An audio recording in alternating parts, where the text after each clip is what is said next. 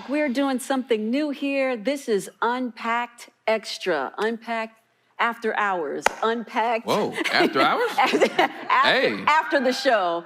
After Unpacked dark? between tapings. We're going to still try to find a name for this thing. But for now, this is Unpack Extra. We're going to be answering your Q&A questions that we have for the Upset the Vows marriage series. So we've got some questions, and Tim and I are going to answer them for you. So you keep bringing them in, and we're going to read them, okay? All right. You ready? I'm open for this. All right. You sure? Because yes. I don't know what we're going to get. I don't care. All right.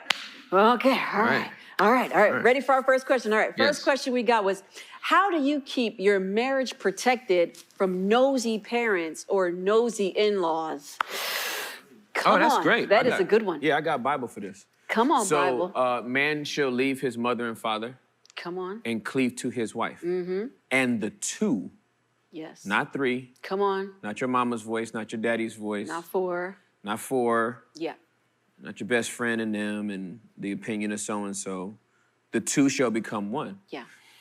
So when it comes to in-laws, you have to lovingly put boundaries around them. For sure. You got to remember that, especially if you're newlyweds, you've actually been in their family construct. You've been in their family construct longer than you've been in the new one that you just established with your spouse. And when that happens, a lot of times the lines are blurred. Very and they become clearer the more you establish boundaries and reinforce them.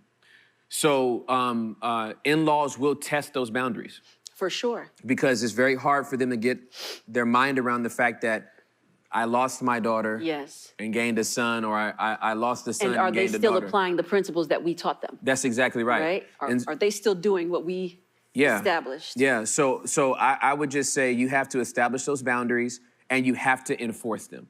Because a lot of times parents need to be reminded that you're no longer their child.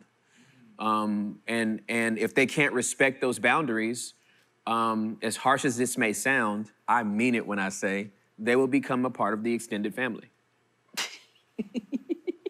And they will be given an extension of 500 feet or more. Oh, goodness. To back because I have to protect this. Even from the parents that taught me this. Because we are establishing something, again, another picture that's going to illustrate Christ and his bride. And I'm not supposed to be a clone of Charles and Maxine. Right. And so I am asking what God wants this marriage to look like. And although my parents have been married for a long time and they can give advice and wisdom, there's a difference between giving advice and wisdom and infringing upon the boundaries that have been set for us to establish what's healthy in our relationship. For sure. So healthy boundaries are the most important. And then I think sometimes, and then depending on what culture you're from, it can be hard to put boundaries up in place. That's very true. Especially if you're a very strong cultured community where family is everything. All of the in-laws are sort of mixed in your marriage and in your life. And so it's constantly advice, constant this. And then when you don't do it, it's almost hard to just be married to your spouse because the culture. That's right. And the community that you're in is so strong that it almost doesn't allow you. And then it's disrespectful if you try to break away. So some of you could be in a bit of a conundrum, but there still can be a way where healthy boundaries, even if you have to take little steps at a time to where no one's offended, you just take little steps at a time to start putting things in place to where they're not controlling your marriage. That's right. They have their own marriage to that they can work on, but you also have your marriage, and they need to know and trust that the quality things that they did instill in you, that you're going to work it out. That's good. The other thing is, sometimes it's your fault why in-laws are in your business because you've allowed them there.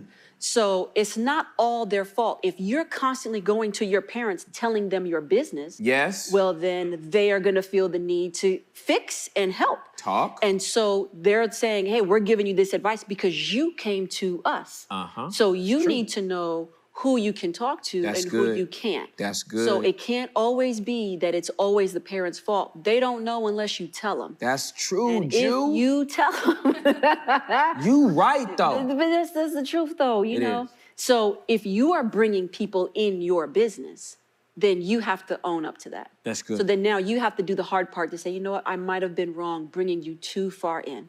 And so you need to sort of retract, watch who you're speaking to, get advice and get counsel, but you need to know who you're getting it from. That's good. And if this person is gonna constantly be a voice that you're allowing in, well, then you need to make sure that you're aware what you're letting into your marriage, into your home, and into your relationship that could either make or break That's what good. you've established. That's great, baby.